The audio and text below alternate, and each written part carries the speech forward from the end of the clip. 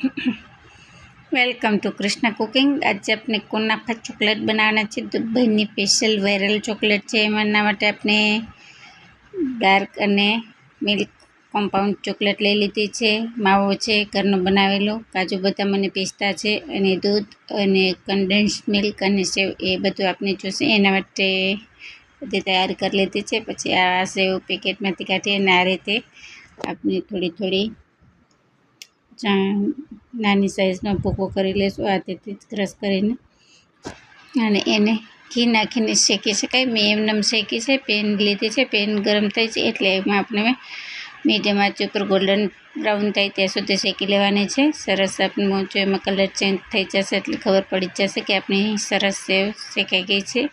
एटले आपणे आ शेकी लीधा पछी एने आपणे डिशमां काढी लेशुं अने ठंडी थवा देशुं अने बीजी बाजु आपणे ए ज पेन में गरम पानी मूकी दीशुं। डबल लेयर में चॉकलेट आपने जे मेल्ट करवानी है एना माटे 2 ग्लास पानी लीधुं छे। पानी गरम थई जाय ते पछी आपणे में जे चॉकलेट आपने नाखवाना छे एनी तैयारी कर लेशुं। एटले डार्क कम्पाउंड लीधुं छे अने मिल्क कम्पाउंड छे ए बने डबल लेयर रीते आपने उगाड़ी लेशुं अने एने आपने ओगळवा मूकी दीशुं अने बीजी बाजु जे आपने करवानी छे एमां सामग्री तैयार करी लेशुं। जे एनी रीते उगरवा मळशे। सरस गरम पाणी अने मीडियम आंच पर राखी देशुं। आपणे आ सेव छे ए मिक्सर जार में लई लीधी छे अने कंडेन्स मिल्क आपणे लई लेशुं 2 चमची। मैं मावो नाख्यो छे एटले थोडुंक ओछुं नाख्युं छे।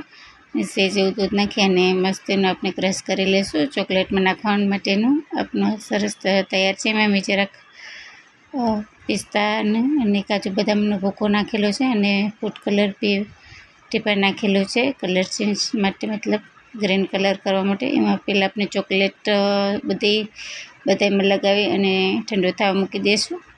आ रीते हाथेथी लगावशुं। थोडुं काटुं छे एटले थोडुंक ने शेपमां साइज़मां पण नाना छे एटले हाथेथी ज लगावशुं तो सरस सेवनी अंदर सुधी चॉकलेट थशे सेट।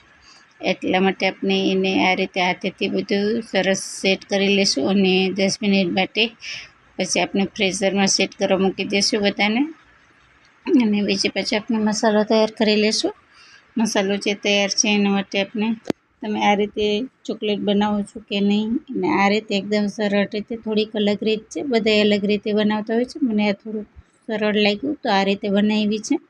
પછી સેટ થઈ જાય પછી આપણે આ રીતે જે એનો અંદર ભરવા માટેનો મસાલો હતો એને પણ આપણે આ રીતે સરસ શેપ દઈ દઈશું। અંદર પૂરેપૂરું નહીં ભરી અને થોડું એવું ખાલું રાખશું।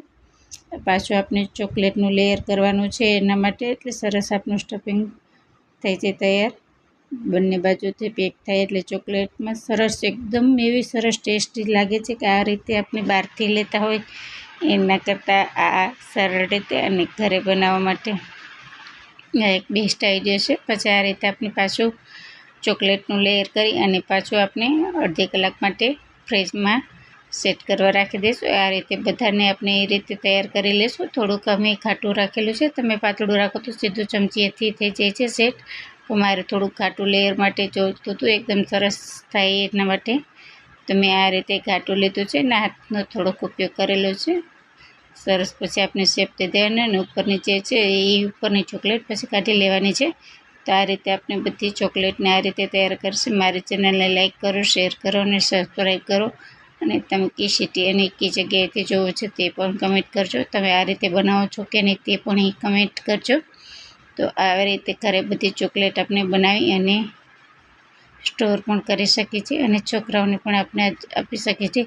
સેવની જગ્યાએ તમે કાજુ બદામ પણ નાખી શકો છો। સરસ એવી ટેસ્ટી થાય છે, આપણે મસ્ત એની ચોકલેટ છે, ખબર પણ પડતી નથી આમાં શું સ્ટફિંગ કરેલું છે। તો આ રીતે પણ તમે ઘરે જરૂર ટ્રાય કરો એકવાર। કુનાફા ચોકલેટ દુબઈની વાયરલ ચોકલેટ છે, બધા ટ્રાય કરે છે તો આપણે થોડુંક અલગ કરી અને ટ્રાય કરીએ। તો આ રીતે તમે પણ ચોકલેટ જરૂર બનાવો।